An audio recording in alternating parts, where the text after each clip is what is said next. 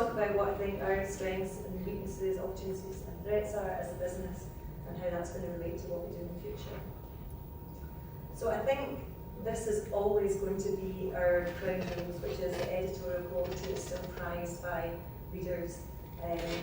People can sit in their bedrooms and write blogs, and people build up huge followings, and that's great, but I think ultimately the professionalism of journalists will always be of value to people. Also, another strength is that we have access to multiple channels to market already. I hope we're all using as many as we can.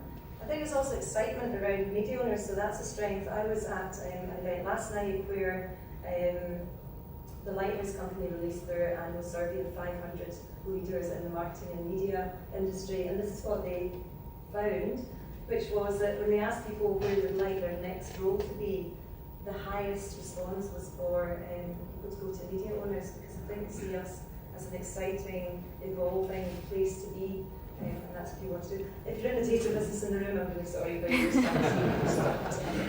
you're you're just too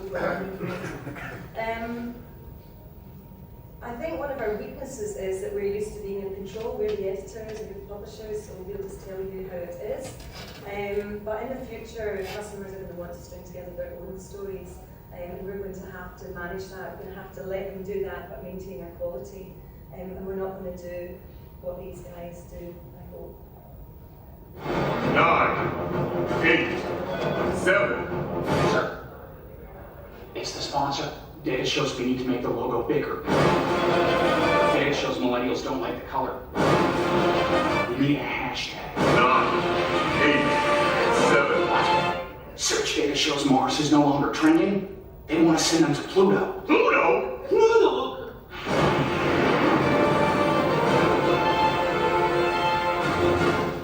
So, I love that little ad from Adobe, which kept popping up on my pre-roll as I researched this talk. So there you go, who says advertising doesn't work? I think sometimes we lack the skills and the insight and definitely the speed to identify what's important. There's so much coming at us all the time. There's all this new software, there's all this data. It's really hard to know what to do with it. And ad blockers, the E word, big threat to us. Potentially, £41 billion impact on advertising. That's quite a scary big number.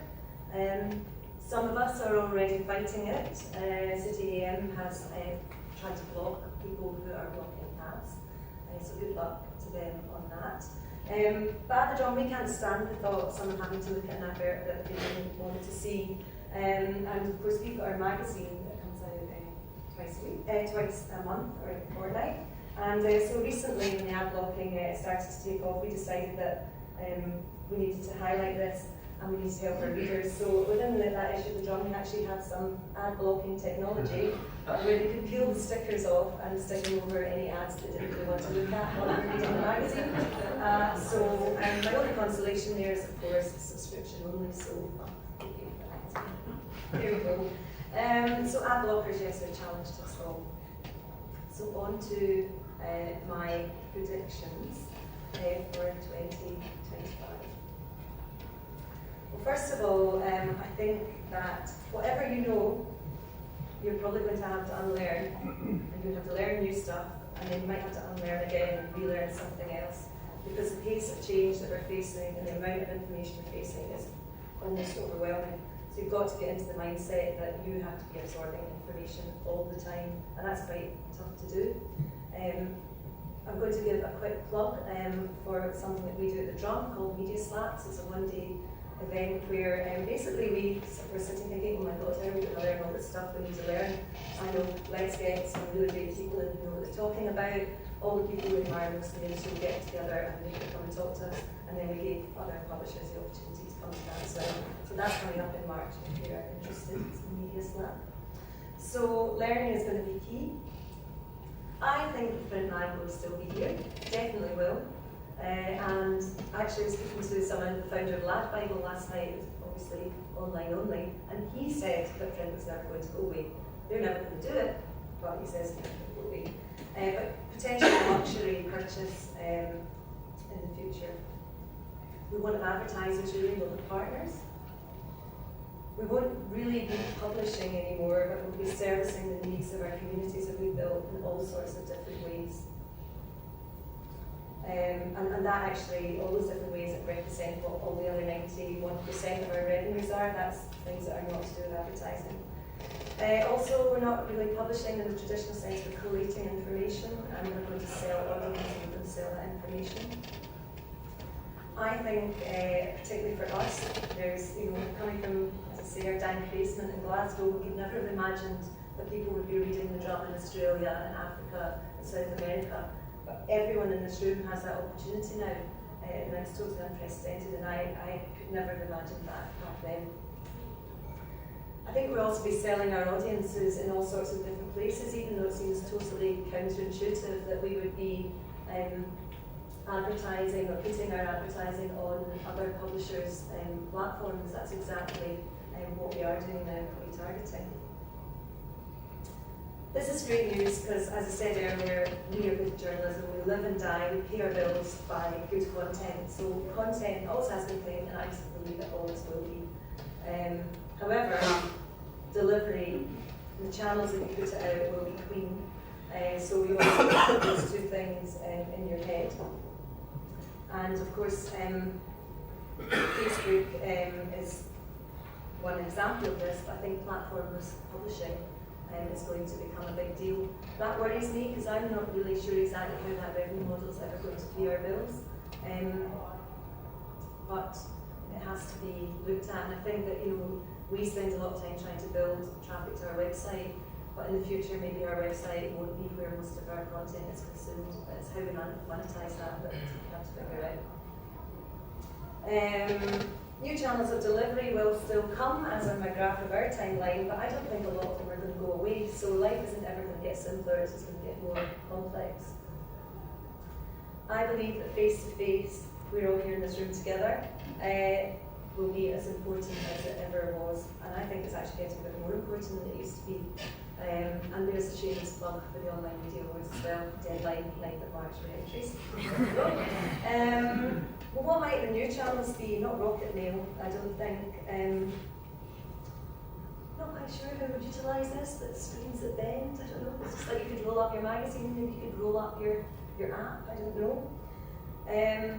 There's some really terrible wearable tech, but I think in the future wearable tech will take off in some ways, much more than it has for us so far. Will we be beaming our magazine pages or our content onto people's retinas directly? Will we have little chips implanted in us that flow around our bloodstream that give us data that we want when we want, just when we think of it? Maybe. Virtual reality these headsets are definitely going to get smaller in my view, and so that our readers are going to be able to immerse themselves in our content. Gosh, you could even maybe be in your editorial meeting, listen to how you decide what the stories are.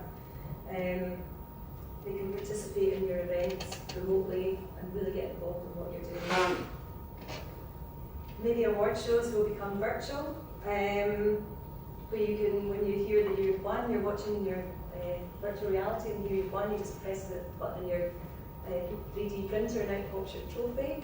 It's good news for award goers who don't like that rubbery chipping thing. Bad news for Jonathan Ross and his like, who will no longer be required for their huge fees. And then also, I think really, really big for the future is that we will determine what the habits of our readers are and predict what they want to know before they even really want to know it themselves. So personalisation will be prints. So we're going to have content, delivery and personalisation as the three big things that matter to us. Print is not dead, I don't think it's going away, but maybe in the future people will edit their own content together and digitally print their own magazine nearby. It won't arrive in post, they'll just get it off their printer. I don't know. I do have one prediction. I felt I couldn't leave the room without something that I'm 100% confident will still be the case in 2025. You want to know what it is? Yeah. Everything will still take your web team twice as long as they said, and 3 times as long as you think it should. That's just the way it is, isn't it? So in summary, I suppose I think that there's choppy waters ahead. I think it was whether you look at it as something that might suck you down and drown you, or whether you see it as a way that you can surf along and do something really crazy and interesting with for your readers. But I'm going to leave you with this one final thought from Tao, because I think we should really think like this as publishers. There will be no summer without winter, there will be no ups without downs, there will be no growth without decay, and your ability to thrive depends in the end on your attitude to your life circumstances. So I wish you all the best in the next 10 years, sailing towards 2025, and I'll hopefully see you on the other side. Thank you very much.